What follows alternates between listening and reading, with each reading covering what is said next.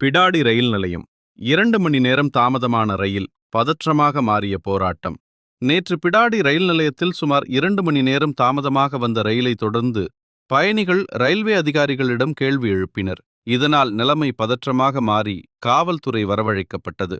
இளைஞர்கள் மற்றும் அதிகாரிகள் இடையே கடும் வாக்குவாதம் ஏற்பட்ட காட்சிகள் வெளியாகியுள்ளன. ரயில் தாமதமான காரணம் என்ன? சம்பவம் எப்படி பதற்றமாக மாறியது? முழு விவரங்களும் இந்த வீடியோவில் விளக்கப்பட்டுள்ளது.